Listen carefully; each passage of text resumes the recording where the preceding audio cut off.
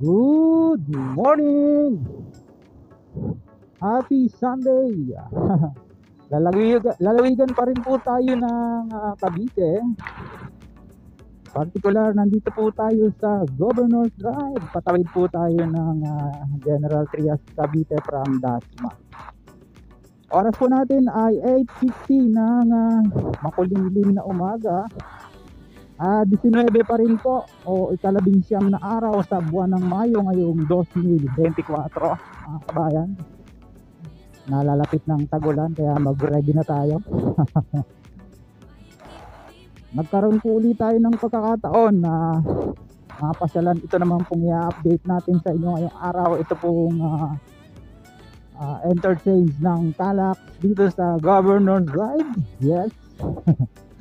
After 1 month na ating pong nabisita ito ay ating pong binalikan ngayong araw. Alamin natin kung ano-ano po yung mga latest development at progress dito nga po sa project na ito. Kagaya po ng nabanggit ko nung huling vlog natin, ang kabuuang haba po niyan from Silang West dyan sa Calax, Aguinaldo Highway hanggang dito ay 8.64 kilometers. Mahaba-haba po pala, kabayan. Ayan, approaching na po tayo, mga kabayan. Kuha lang tayo ng magandang pwesto.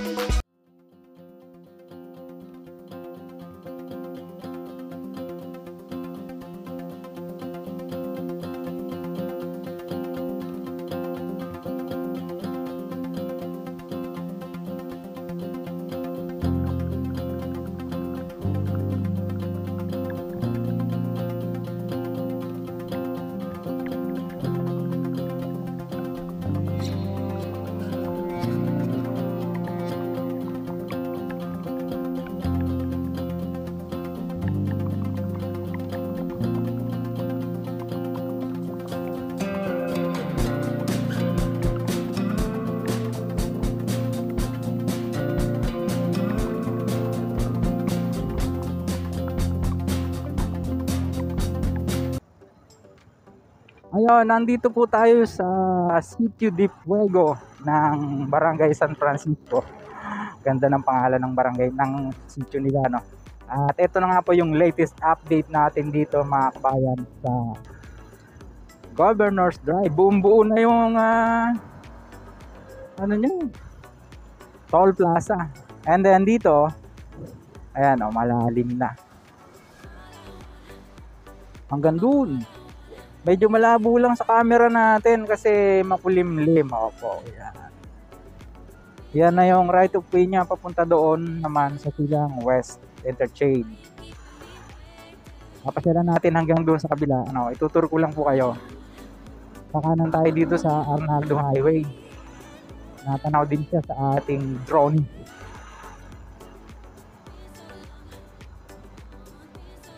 Medyo ayun na nga, kumukulim-kulimlim na.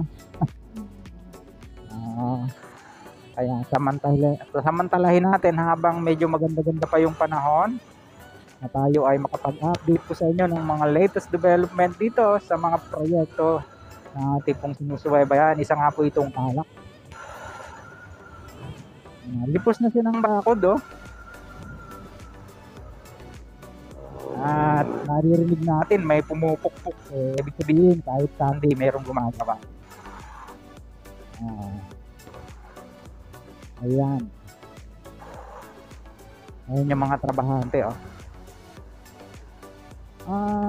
Yun, nilalagyan na ng fencing, oh. Ano kaya gagawin dyan? Maganda, oh.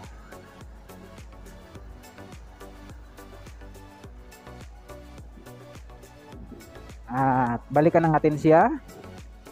Saka na natin hanapin o puntahan yung alignment niya papunta doon.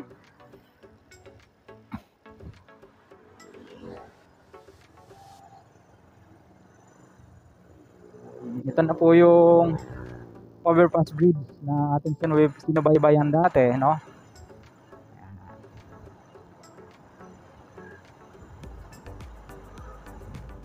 Ganda na, may bakod na siya, oh. So ang inaabangan na lang po natin na mayari ito namang overpass bridge dito sa Governor's Drive para maumpisahan na yung paghuhukay niya sa ilalim, no? Kasi sa ilalim dadaan ng kalak. Nakalimutan ko yung size ng pagkakabanggit ng engineer na kausap ni Pops Progreso Pilipinas. Di bale, lagay na lang natin sa susunod, no? Yung taas niya. Kasi maraming magdadaang mga malalaking sasakyan dyan, for sure. Kasi expressway yan.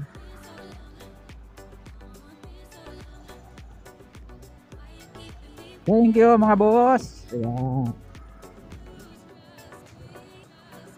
Samantalang tayo'y bumabalik din, no? Mag-outro na kagad. Wait lang. So excited. Sisilipin pa natin to,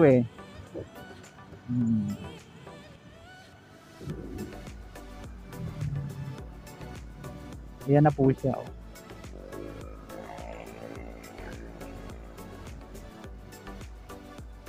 Hindi pala maapektuhan yung mga kable ng kuryente dito kasi sa ilalim siya dadaan. Okay, yon. Samantala hanggang dito na lang po muna yung pong ating vlog na na-share sa inyo. Sa mga ngayon lang napagawi sa ating munting channel, huwag mong kalimutang mag-like at mag-subscribe, pakipindot ko ang notification bell para lagi po kayong updated anytime na mag-update po tayo ng video. Mag-upload po tayo ng video. Ito pong muli si Kabayang Alex, lagi nagpapaalala, mag-ingat po tayo, lagi tayong manalangin, magpasalamat sa Diyos. See you po on my next vlog, God willing. Hasta la vista.